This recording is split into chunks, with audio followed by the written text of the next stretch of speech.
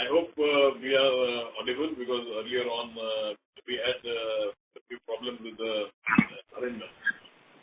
So, good afternoon, ladies and gentlemen. We are pleased to welcome you all to our Q3 and 9-month FY24 earnings concall. Our investor presentation has been uploaded on the exchange, and we hope you have had the opportunity to go through it. The third quarter saw improvement in total operating income for the company, a growth of 12.2% in Q3 FY24, reaching rupees 963 million, up from 858 million in Q2 24. EBITDA and PAT margins improved to 13.1% and 5% for the quarter. The pharmaceutical sector remains the predominant revenue driver, constituting 80% of our total revenue, complemented by nutraceuticals contributing the remaining 20% for 9 months FY24.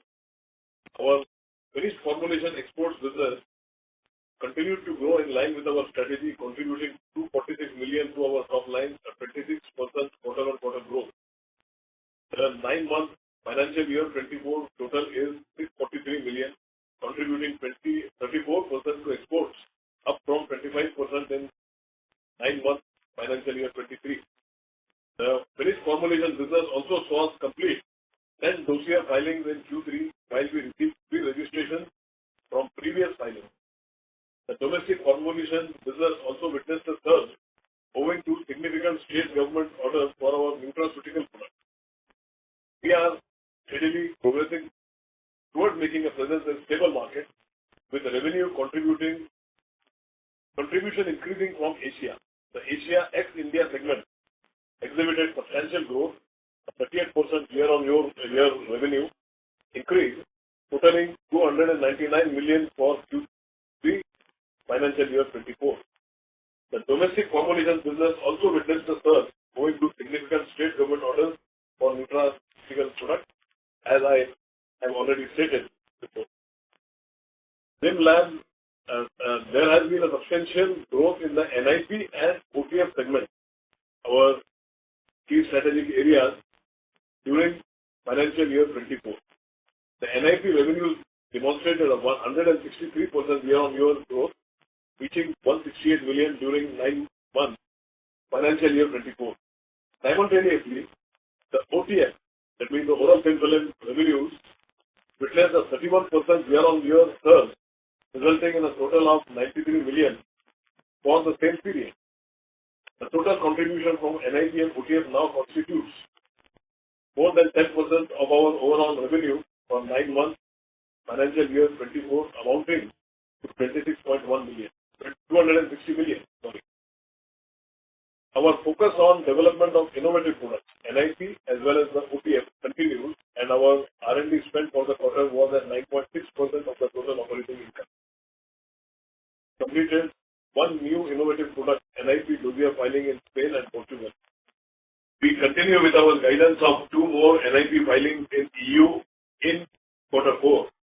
For the ODS business, Zim, along with its partners, have submitted 17 dossiers, of which 12 were under Zim brand name. Our partners submitted 5 ODS dossiers. Ondan was also filed in Brazil, and Canalabis in Indonesia, and Rizatriptan in Austria, establishing partnerships in key markets.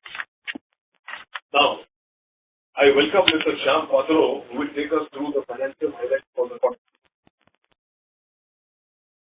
Thank you, sir. Good afternoon, everyone. Let me present the overall financial results for Q3 and 9 months FY24. In Q3 FY24, a total operating income reached at 963 million rupees, indicating 12.2% increase compared to the previous fiscal. In EBITDA for Q3 stands at 126 million rupees, reflecting 17.8% year-on-year increase with an EBITDA margin of 13%. The profit after tax for the quarter was 448 million rupees with a margin of 5%. The exports, a significant contributor to our revenue, accounted for 76% of our total operating income for the 9 months FY24. For R&D investment in Q3 represented 9.6% of the total operating income with an expenditure of 41% 21 million rupees spent on these studies and registrations. We continued upgrading of plant and equipment with a capex addition of rupees 174 million in Q3 FY24-23. Total capex addition for the 9 months was at 514 million rupees. That's all from my end. Now I would like to invite our Managing Director to share his closing thoughts. Thank you, sir. Thank you. Yeah. We remain committed to sustaining this positive trajectory and advancing towards our strategic goals. We can now open the floor for questions and answers. Thank you very much. We will now begin the question and answer session. Anyone who wishes to ask a question may press star and 1 on their touch-tone telephone. If you wish to remove yourself from the question queue, you may press star and 2. Participants are requested to use handsets while asking a question. Ladies and gentlemen, we will wait for a moment while the question queue assembles.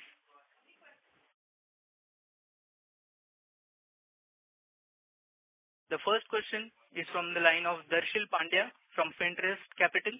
Please go ahead, sir. Hello. Hi, sir. Sir, what are your plans going forward for the domestic markets? So are we going to cater to government or, private players, big private players?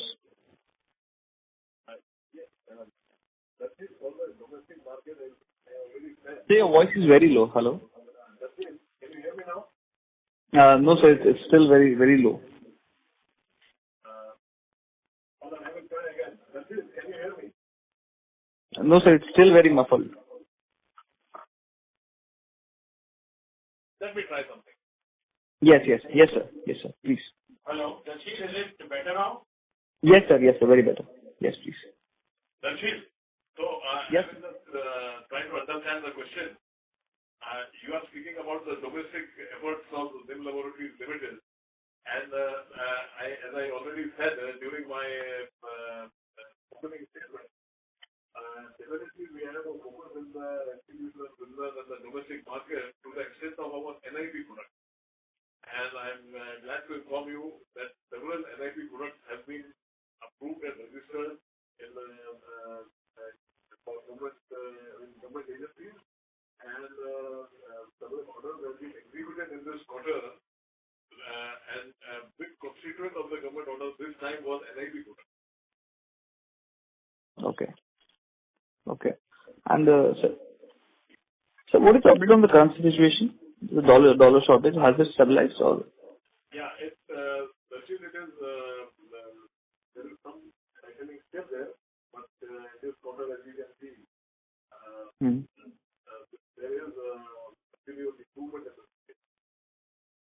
Okay. Currently, problems are still there and the territories will be worse, but there's improvement. Okay. And so what are the NIP products under development? And can you please provide some insight on that? Yeah, as far as the development is concerned, company normally give out names, but the technologies which are there, you already know about the technology. There is a development of several products in all the technologies that we have. Overall, liquid and pellet, then the composite matrix, subsidiaries products. Sorry to interrupt, sir. Shamsa? Hello? There are a lot of findings which are also in the pipeline. We are keeping the deadline for the finding is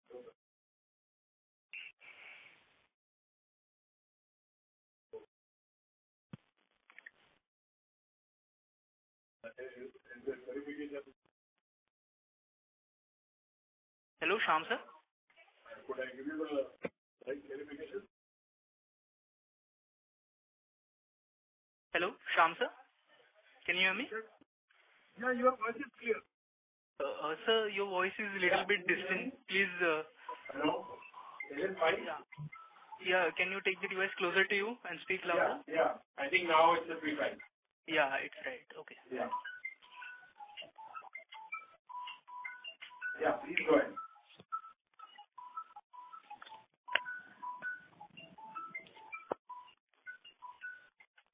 Hello.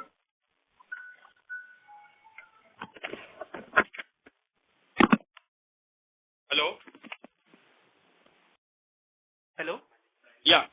Yeah, does that answer your question? Is the voice clear now? Yes, it's better now. Please tell. Okay. Hello? Yes. Yes, this is the last part I just missed from your end about the NIP products under development. Can you please specify that? Okay. So, about the NIP products which are in the pipeline, of course, the company does not give the specific products, but based on the technology, there are products which are under the pipeline in almost every technology platform that we have. And we are keeping to our guidance on the filings that we are going to make by March. There are several products more in the NIP pipeline which have been added as well. And as we shall close quarters in the near future, we will be advising and making all those products and their status public as and when necessary to be able to show you the progress on NIP products. Got it. Sir, and obviously when we visited the plant there, you guys have launched a product called Sasa in Europe. So what's the update on what's the development in that specific product?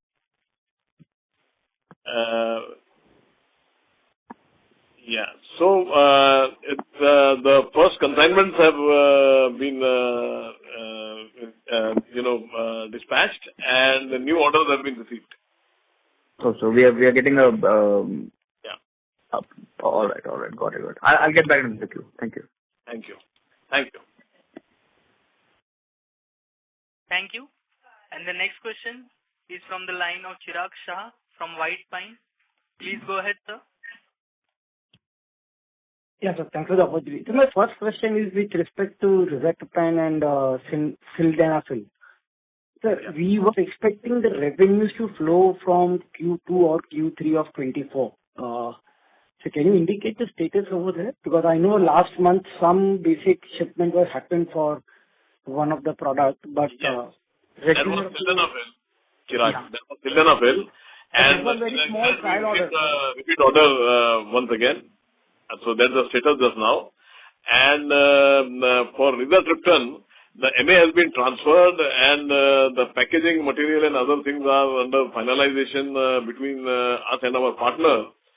I think they are in the process of transferring it to their name, after which they will place the order. So how much time it will take for it to flow? Next quarter we expect all these logistics related issues to be resolved, and hopefully we will come back with positive news on rizatriptan as well. So next quarter means Q4, right? The current quarter, for which the results are going to come out. Yes, we expect. And sir, how big this, because last quarter whatever we did for sildenafil was very basic trial order, right? But how big this potential is over here over next 2 years? How big this too can be? If you can give us some insight, or it would be helpful. Well, normally, Zim doesn't give this kind of guidance of how big it will become, because they are in that launch phase, and it's a new drug delivery system. Sometimes, for example, I have given you very positive news about the total now NIP products and including ODS. The growth they have in this last quarter is, I think, now it constitutes 10% of our total business. So you can imagine the potential together NIP as well as the ODS business have. I also spoke about the registration of the ODS products in different government departments, from where the volume is going to be substantial. We are expecting that. And therefore, the observation and the product becoming popular and commonly available in many different channels, which will lead to its popularity. And we hope, we are very confident that it will find its place as another acceptable dosage form in public view, as compared to being a niche product just now. Okay. Okay. So the second question, or actually related one, is that, so sequentially, there is a drop in NIP plus OTF, and in fact, there is a drop in both of them. In fact, what I was under the impression that sequentially also we will keep on seeing increase in NIP plus OTF combined. But I see in Q3 there is a drop in sequential in both the revenue streams. So sequentially, the share has actually gone down versus what it was in Q2. Yeah, it's more a logistics problem, more a supply-related problem, because the orders and the LCs and all those kind of things. On an average, the sequential increase in business will be maintained. So from here on, you are saying sequentially it will go up? Yeah, you should. I'm sure you had a look at the 9-month number. The OTF has increased by 90%, is about 135, and now it is 261. The revenue in billion, OTF and NIP, there is a substantial and significant growth in the NIP as well as the OTF growth in this quarter at 9 months. Yes, so one more question on this. Sorry to be sticking on NIP and OTF. You're welcome. Sir, in the past, you have been indicating that there has been a significant capacity addition that you are doing in NIP. That's right. Which is a combination of expanding your existing location, and then if required, you will add new plants or new facilities also.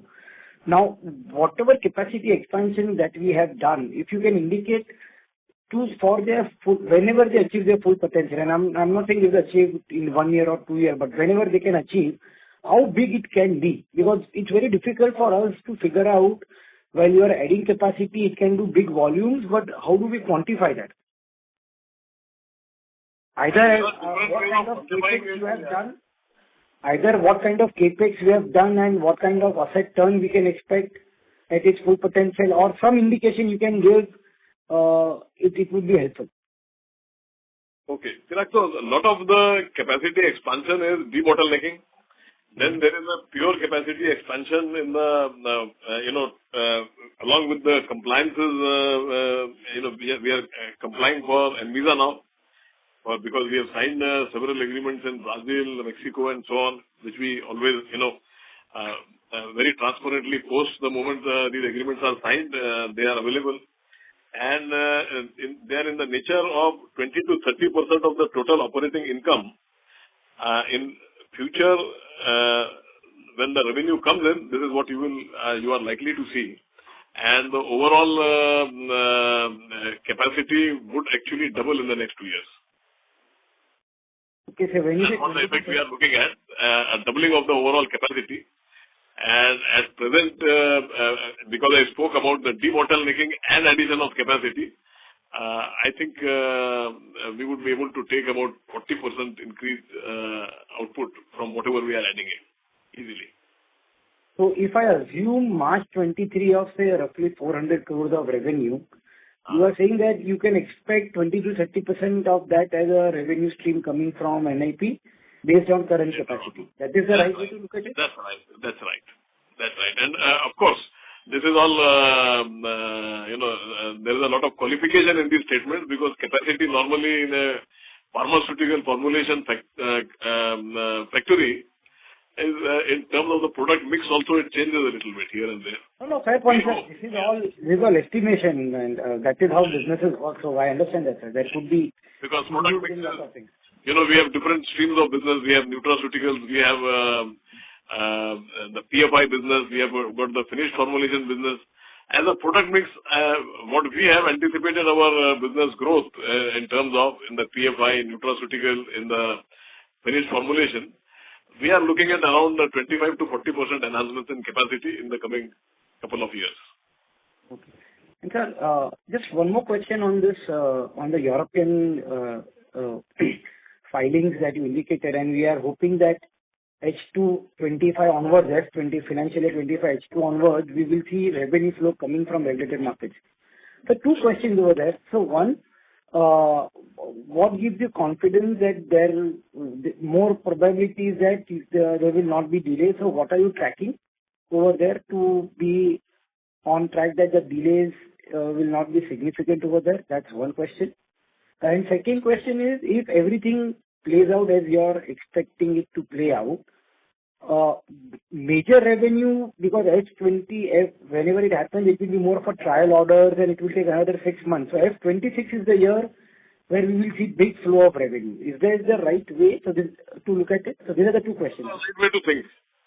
It's the right way to think because all the filings are now more frequent.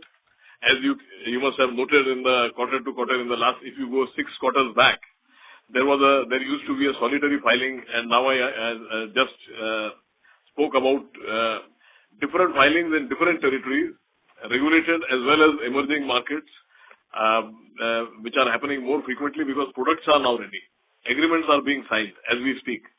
And there was one MA result return which was transferred to a partner, which was, Zim had taken the initiative to file it by itself. And that MA was transferred to a new partner. So you will see more and more of that. And that happens only when there is a partner who thinks there is substantial business going to happen. We are also receiving, there is another way to track is out licensing fees which we have been receiving. You will see growth in that as well, gradual growth. These are all early indicators of the kind of business growth that we and our partners think can come from this business. So all those signs are there. No, I was more sticking to the 3-4 filings that you have done in the European side, and on which the initial expectation is that somewhere H2 F25 we will see the flow in. Yeah. So see, out of that, there are 2 are NIP products in Europe. The other 3 are ODS products, really. Yeah. So more filings are now would come, and as we sign those the agreements for them, that's when we will be able to give you a proper guidance. Okay, so there is a chance that H2 F25 can see some plus minus happening. Because earlier there was a good amount of confidence that the delay should not be there. I don't think it is there. It is there. I'm just not. I'm just saying the quantification positive, but because the filings are happening and simultaneously there are agreements being signed, it's difficult to quantify at this moment. Maybe 2 or 3 quarters down the line, we will have that confidence to be able to tell you that okay, we are near this number now. Okay. And sir, one last question. So there is still YOY decline in revenue that we see. Yes. Okay. And even on EBITDA side. Now, there was supposed to be some postponement of revenue that you had indicated last quarter. So despite that, there is still YOY decline. So if you can just elaborate what is the piece which is leading to this decline even now? Yeah. So, there are still some currency-related concerns in the countries where we are working. Certainly, the situation has seen a good deal of improvement, and that is reflected in the difference between quarter 2 and quarter 3. So, over a period of time, and I don't know, it's so difficult to predict nowadays how these kind of situations resolve itself. But over a period of time, we feel that even these currency-related problems are easing, and we will be back to how we were. This year, it looks a little difficult to see how we can recover from this in the next 2 months available for us. There was a single Nutra order which did not get repeated because wherever these currency problems are there, in those countries, when you have a currency problem, the natural tendency is to give more preference to the pharmaceutical. You make available currency for the pharmaceutical requirement at the cost of the nutraceutical requirement. But this quarter, we also supplied several nutraceutical products, and there are a fair amount of nutraceutical orders also with us. There is a robust order list. But as you know, in several of our markets, we supply against advance. So we are waiting for the currency to come in to be able to supply. Okay. So what I'm trying to understand is that what is the revenue loss? So last year we did say 100 crore of revenue, and this year it is say 96 crore. I'm just rounding it off for simplicity. So what is the revenue loss on the Nutra side? Is it that 10-12 crore of revenue is completely missing, or is it a bigger number? Assuming that pressure would not have been there, what would have been our revenue? The revenue loss would be around 30, which we, as I said, there was a single order of several products. But there was only one order. So that hasn't come through because the buyer is unable to get although he has the order, he has got the sanctions, he's unable to get the currency. So what was that number? Priority was nutraceutical business. No, what was that revenue loss that versus last year because of which we are seeing this? I'm trying to just figure out. It's about 20 crore. About 20 crore. Okay, but that's a reasonably big number. Thank you. Thank you very much. Thank you. Yeah. Thank you. And the next question is from the line of Abhishek Agarwal from Prithvi Finmart Private Limited. Please go ahead, sir. Hello.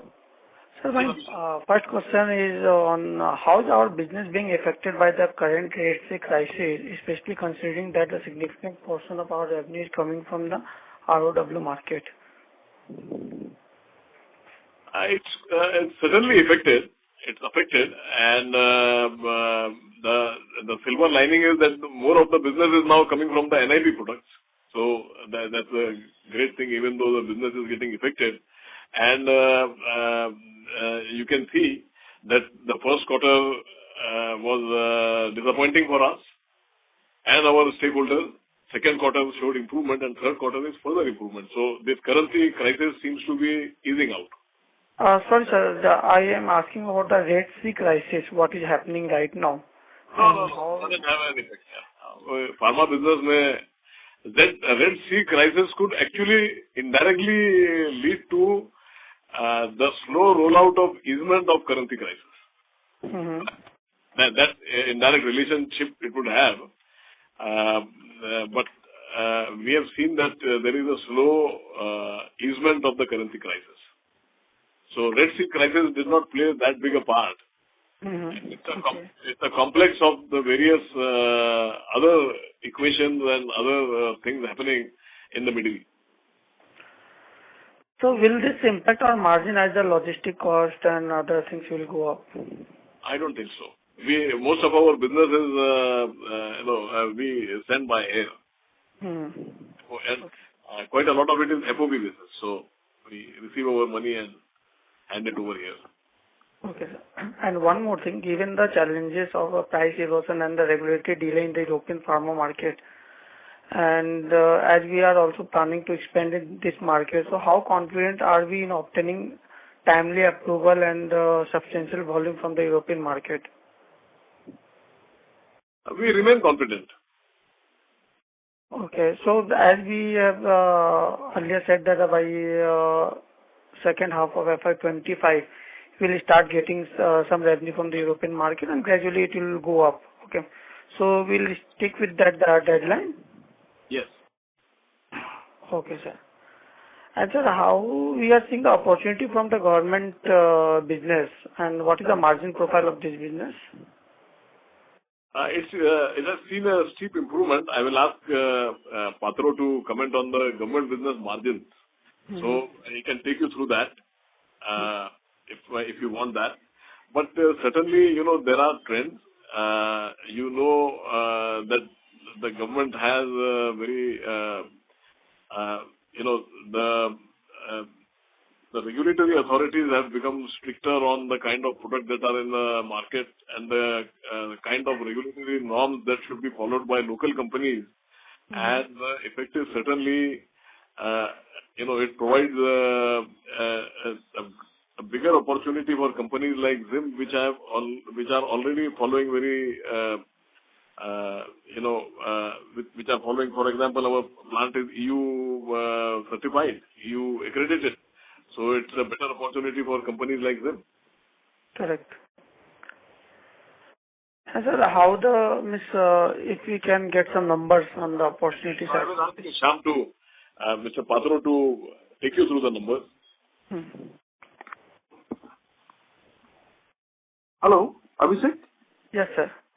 Yeah, specifically government business, what happens, the cycle is there, good amount of turnover is there, but exactly we are not in a position or due to listed things, we will not disclose the gross margin portion, but it is healthy. That's what I can give you the overall views.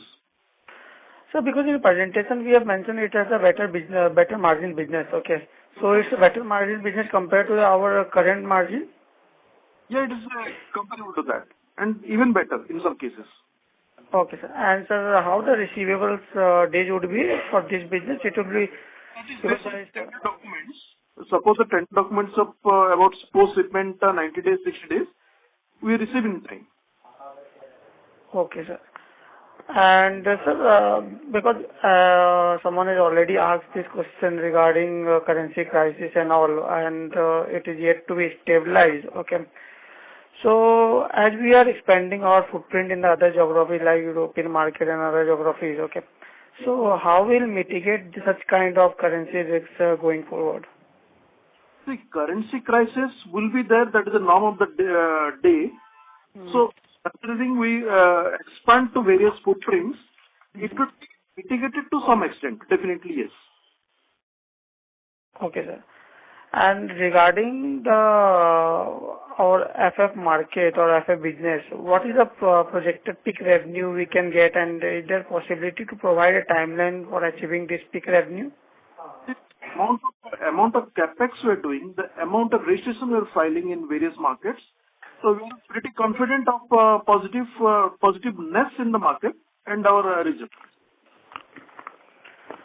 Okay, sir. And sir, last question, like in FY25 and 26, okay, we understand, you know that better than me, okay, regarding the volume growth and all, okay. So considering all the filings, what we are doing and all the approval, what we have in hand, okay. So how the FY25 volume growth or FY26 volume growth we can have, okay. Just a ballpark figure would be helpful in this. Not a specific guidance on that. At the moment, I can only update you that the registrations, whatever has been made, that will bring a sound results. Okay. Okay, sir. That's from my side. All the best. Thank you. Thank you. And the next question is from the line of Dhwanil Desai from Turtle Capital. Please go ahead. Hi, good afternoon, everyone. So my first question is on the NIPs that we have filed in Europe. I think we have filed 4 NIPs. So without naming the product, can you give us some sense that, what kind of differentiations we have? Are these all NDDS? How is the market? How many players do we expect? If you can talk a bit more about that. Yeah, so I don't have any problem in disclosing the products to you. Okay. Because it's already there in the public domain. We have filed Temsolution and Dutasteride using a new technology, liquid and pellets technology. And the product is actually, the capsules are way smaller than the originator product. It's a product for prostate. And it has been very well received in the markets, and we have signed several agreements. So whatever were possible to declare and are in the public domain, certainly we have filed. There's a lot of interest in the product because in prostate, it's normally taken by older people, older male patients in BPH, and the large size makes swallowing difficult of the original product, and more water is required to swallow. And if you have more water, then people with prostate have a lot of problem during the night. So we feel that we are giving a product with an advantage. The second product which has been filed is pancreatin, which is an enzyme, and we have a technology for making pellets out of these pancreolipase API at a low temperature. And there have been very few players in the market using this, being able to make a successful pancreatin product. Both these products have actually very few players even in Europe. So we are confident. Then we have a product called azithromycin oral suspension, where we have done taste masking. And the taste masking is excellent. The product, wherever in the ROW and emerging market, wherever we have launched, the product has seen very healthy growth. And we feel this after the filing, after we get our MA, we will see much more traction in this product. It's been a very popular product. We have given market size in the earlier presentations as well for all these products. Right. Okay. So, sir, can you talk a bit more about, so when, wanted to understand how does it work in terms of the, process. So, when you decide that product, will be filed for any market, do you first approach partners or partner approaches you for certain products, and then you have comfort in terms of the market part of it, and then you file for the product? So what comes first? So we see the market size. We see that we are, in a sense, we are a therapy agnostic company. We are a technology process innovation company. So we see whether the product has some problem which we can solve using our technology, and we develop that. And meanwhile, we are certainly, wherever we can, after signing NDAs, we are in touch with partners who would be interested. And as the product moves towards submission and filing, we enter into final negotiations. And we have explained this in previous calls as well. I mean, I am always happy to speak about our product. I will go through that. I think that would save time for everybody else. So, second question, sir, is, in the NIP plus OTF is currently 9 months around 26%, almost 10% of our current business. And that too without some of the, we are not yet in the European market. So as things move in next 2-3 years, do we expect this to be, 30-40% of our overall business? Hopefully, yes. Okay. And that is a much better margin business, right? Because the regular business will also grow. Right. Okay. Sir, second question is, so I think we had indicated in the last call that this year we may endeavor to end at the same level as last year, but apparently from what you're saying, that seems difficult. So is that understanding correct? That's correct. Okay. And sir, what is this delta coming? Our India business has grown very well for the 9 months. So can you give some more color on that as to how do we see this business from 2-3 year perspective? Do we see 20% plus kind of a growth, or it is more lumpy in nature? How should we look at that? Which delta were you? I mean, India business, sir. India business. See, India business is, we always try to, we try to take a strategic view of all the, different kind of changes that happen around us for the pharmaceutical business. We have taken note of the fact that the government in general and our regulatory agency in specifically is coming down hard on the regulatory part because of certain incidents and because it wants to protect the brand India image in pharmaceuticals. And the government has taken several proactive steps. I'm sure you have read about them in the various publications. So I think this provides, because it will take several months or years for many of the current players, mid or small size, to actually be able to come up to the level that is the government requires. Zim already being there at that level, and as far as the regulatory part is concerned, we have a two-pronged opportunity. The first is, of course, the general opportunity, where if we are ready, there's a window of opportunity for us, because other players will find it a little bit more difficult to get their compliance right. The second is the NIP products by themselves, when they are coming out, there is an opportunity to enter into very interesting partnerships with big pharma in India. Already one product has been licensed in the market, and it is showing very interesting growth in the very few months in which it has been launched by our partners. Okay. So do we expect this kind of 15-20% kind of a growth to continue as we explore this NIPs? Okay. And for last question, I think you talked about some of the filings we are doing in Brazil, Mexico, South American markets. So are our plants approved by the regulatory authorities in this country, or that inspection will take place once the filing happens? In the later part of this year, we are looking forward to being inspected. We are preparing ourselves through the capex and other things that is there. Much of the is related to regulatory, compliance for these kind of markets, including Anvisa. And in addition to that, the capex is for debottlenecking and improvement in capacity.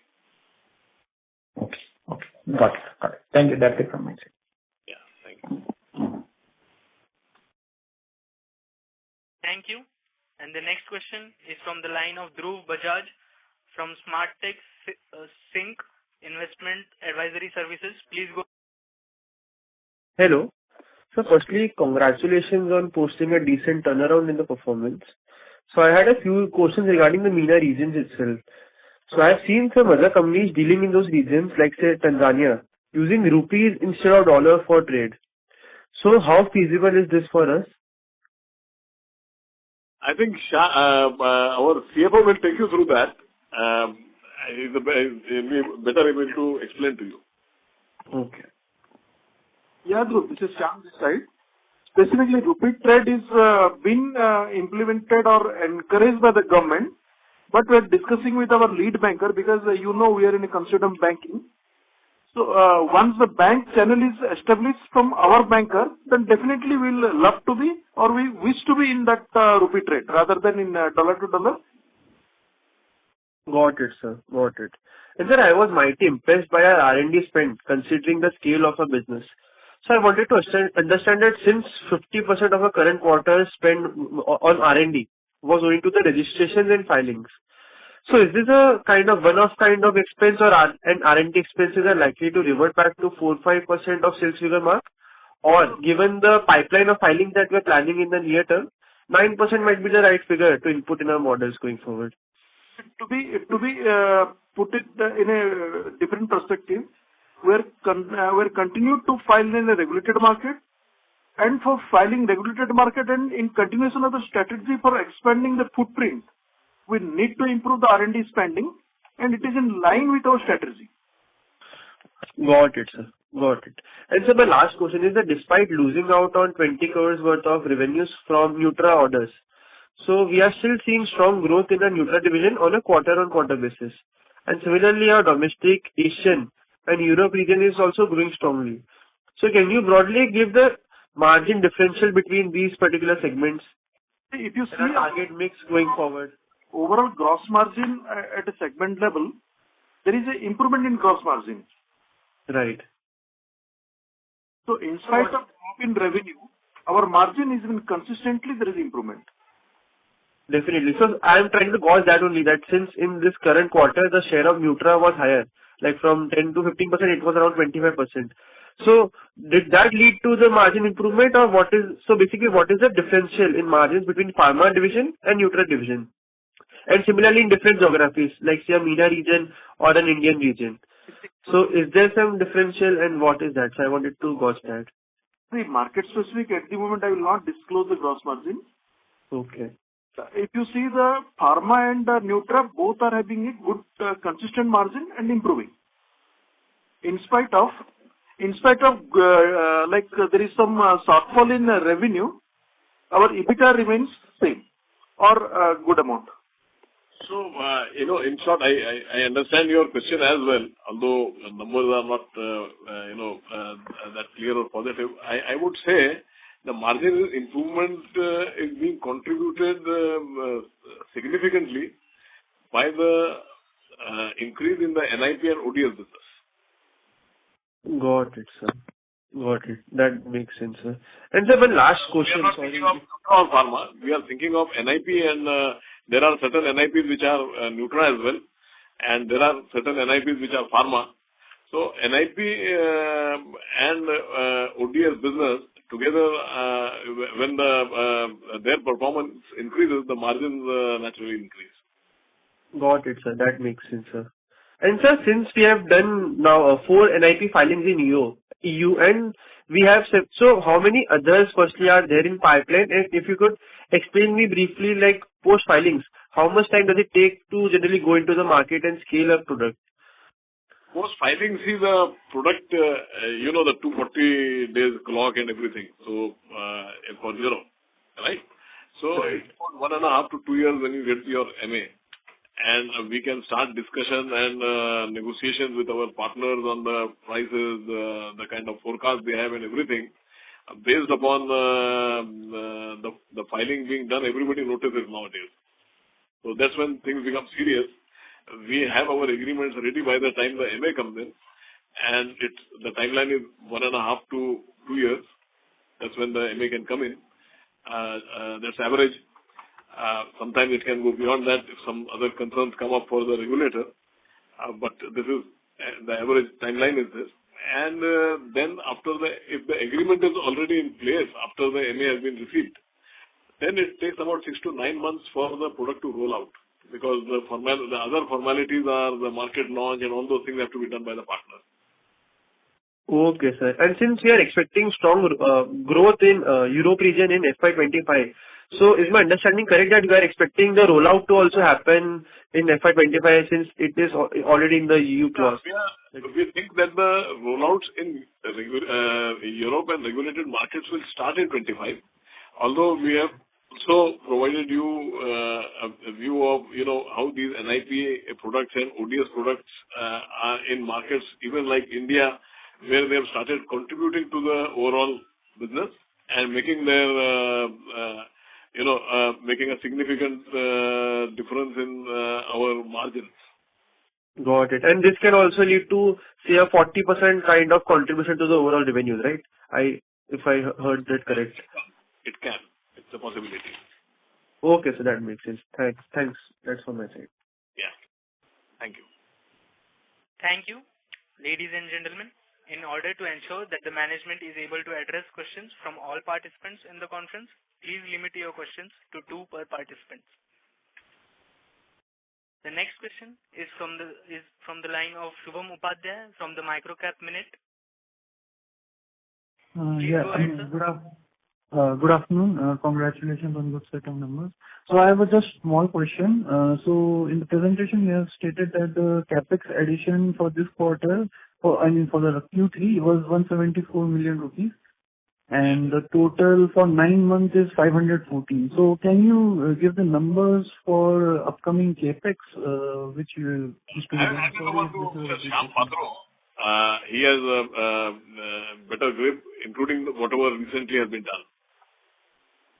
So in the next quarter, we can expect another 25 crores of capex investment, and it will continue in line with the requirement of the regulatory as well as our strategy. Okay, and is there any number for the 9 months capex for the next financial year? No, whatever the capex are in work in progress, that will be closed. So that needs some additional investment. And based on the future audit, post-audit, there needs to be some capex additions. So that will the decision will be taken post-audit only, not now. Okay. Thank you. I will rejoin with you.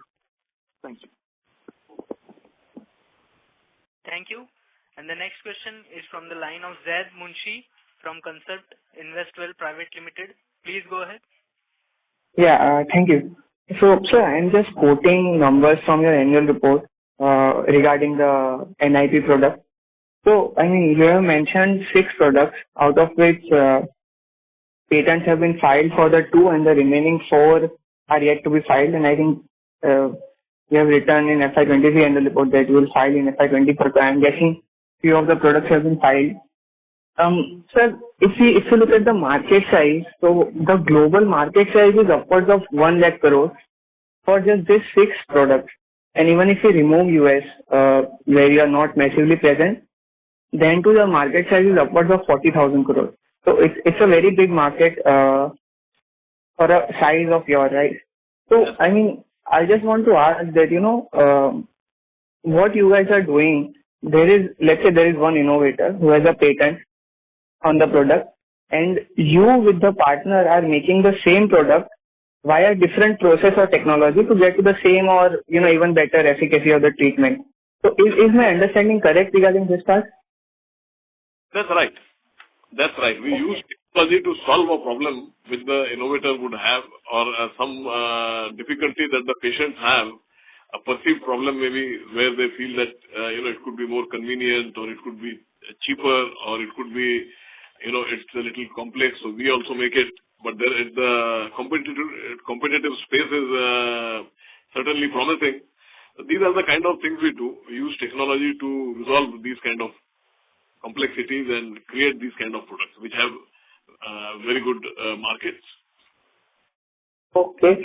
So are you filing para 4? I mean, in any of these, have you filed for first to file, or are there more players also in this regarding the 6 products? Not in the US market. Not in the? Sorry, we are not in the US market. We are in other regulated markets. US, Japan, we are not there. We are in all others, including Europe, Brazil, Mexico, Australia, South Africa. These are the kind of markets we feel that, and this is not, these are differentiated products, but the claim is not to be, on the lines of para 4, because those will require clinical trials as well. So the claim is show that they are equivalent but more useful or more convenient to take. So that's the strategy of the company, that we are targeting patient convenience and treatment adherence, and affordable, making products more affordable, more available. Sure, sir. And so secondly, I mean, next question is on R&D part. So I know that you have invested heavily into technology, but again, if you look at from a different perspective, the absolute spend is still less, right? So I mean, how hard is it to replicate the product or technology for other big pharma companies?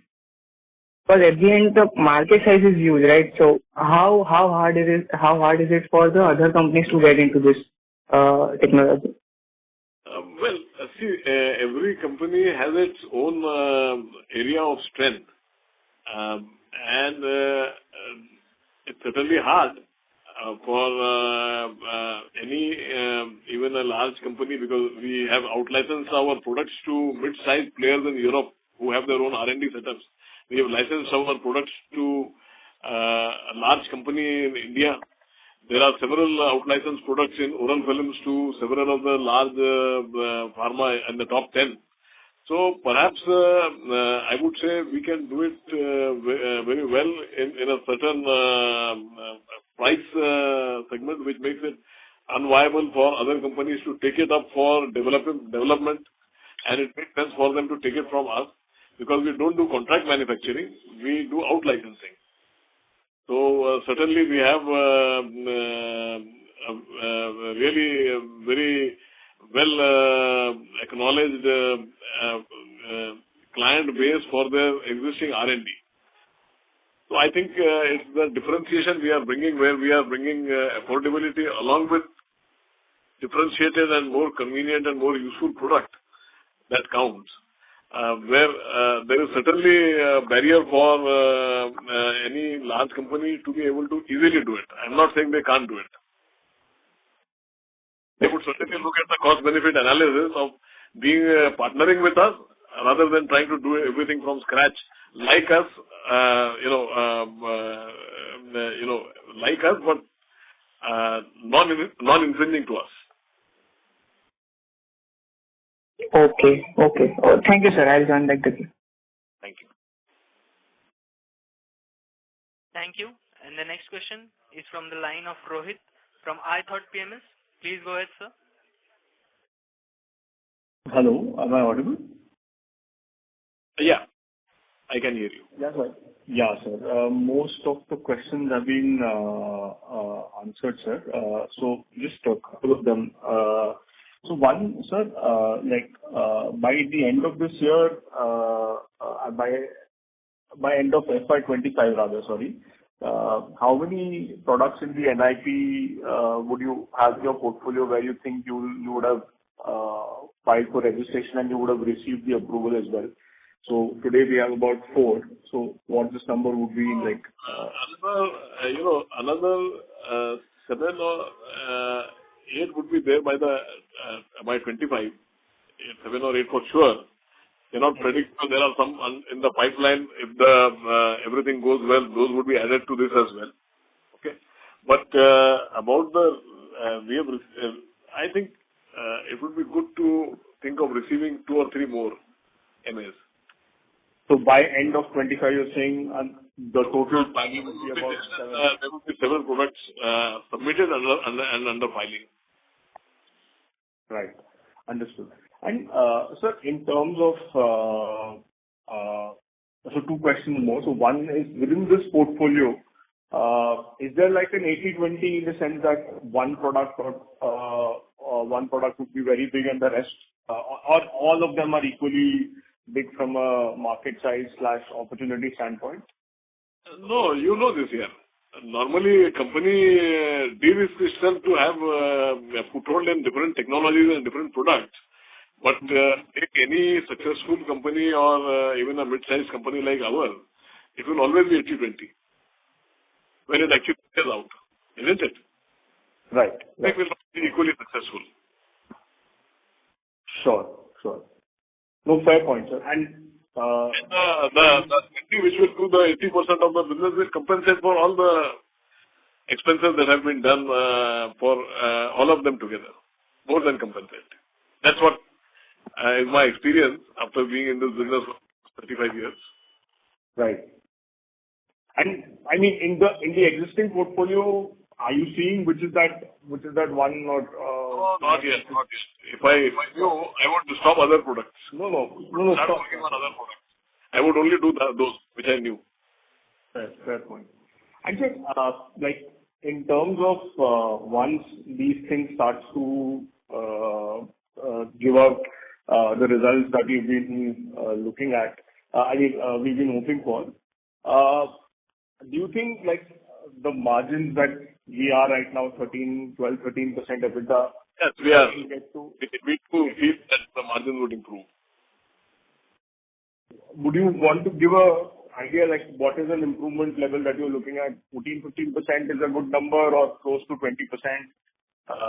What is your aspiration? Percent is what EBITDA is what we feel we can deliver if everything goes well. Can you repeat that, sir? That's the qualification. 15-17%. Got it. With the qualification, with the provision that everything goes well.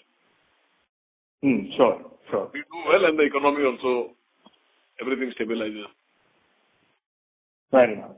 Sure, sir. No, I think this has been very useful. Thank you so much, sir. And if I have more questions, then I'll reach out. Thank you. Thank you.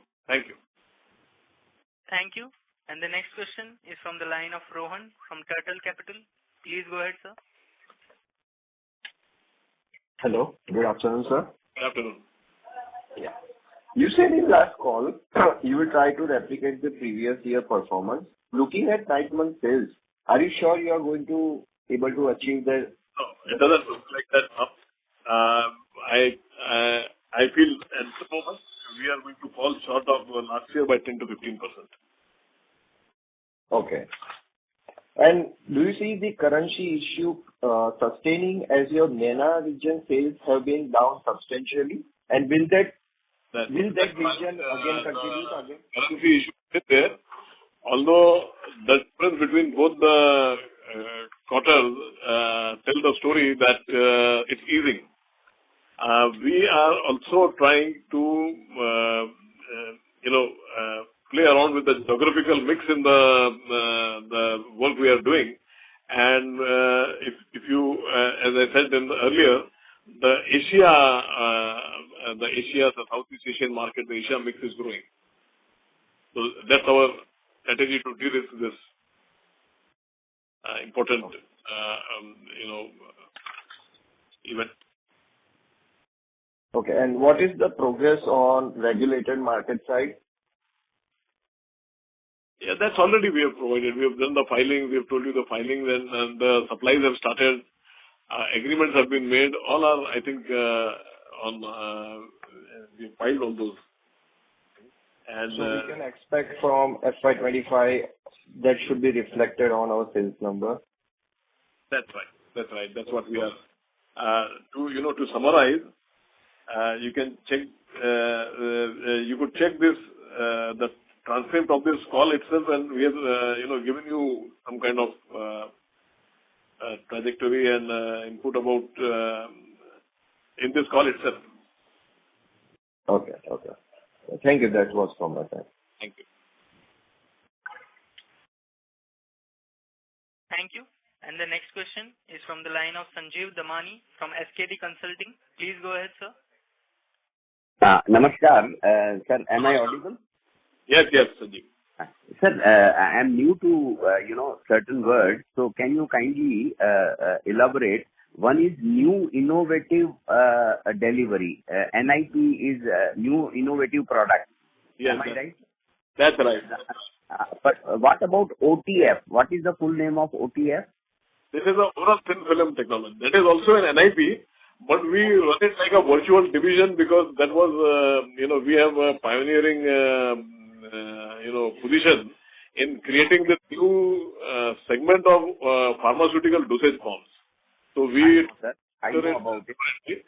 So how much it is getting popular in India? That would be my immediate question, sir. It's taking some time to pick up, although several last years Is it a very costly thing? Is it a very costly product? That is why we have less acceptance in India? We are manufacturing it at a slightly larger price than any comparative tablet or a capsule. Okay. But it depends upon the partner how to position it.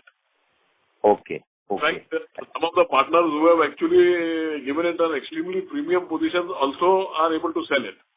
So I think it's a matter of acceptance of the new dosage form, because when something looks so different from whatever we are used to taking, it takes some time for the technology and its physical presentation to sink in and become popular. Right. From our side, we are making all efforts, including enlistment of these kind of products in various government agencies, government buyers. So where people will be given these products free of cost, and they will learn the ease and convenience of use of these products as compared to the conventional products. Would popularize the whole concept and the dosage form in itself, not the products.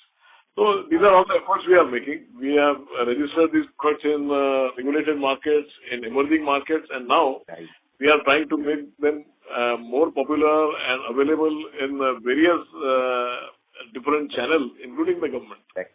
Right, sir. And sir, this is the medium of carrying the doses of the medicine. So the medicines are also manufactured by us on this medium? No, we don't manufacture the API. We are a formulation company. Okay. Achha, then we make formulation. So for that purpose, API we are buying from outside. Whatever FF is for formulation, this thing, na? Finished formulation, yes. So this FF for FF product, we have to import our material from China or elsewhere. Are we importing also regularly all our raw materials, or we are fully indigenously able to source? Our procurement is the percentages in this order: India, then China, then Europe.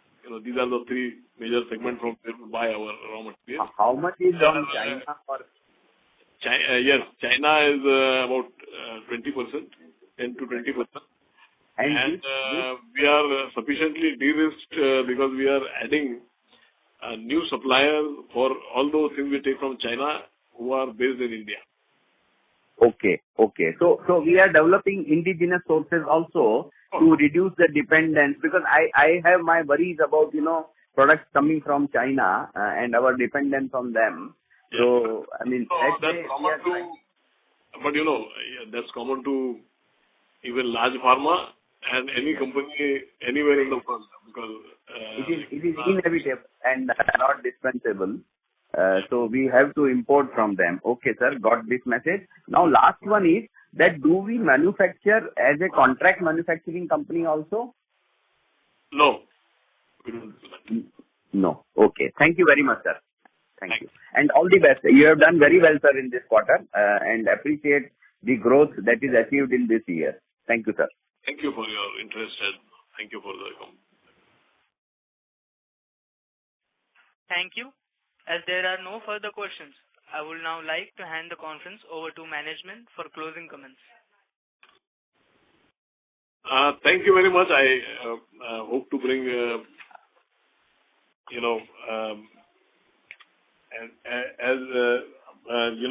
hope we have been able to address all your inquiries to your satisfaction. If you have any remaining unanswered questions, please don't hesitate to contact our investor relations agency, Go India Advisors. I am sure they will be more than happy to assist you further and bring you in contact with our investor relations executives and team as well. So always happy to answer and explain the company's strategy and progress. Thank you. On behalf of Go India Advisors, that concludes this conference. Thank you for joining us, and you may now disconnect your lines.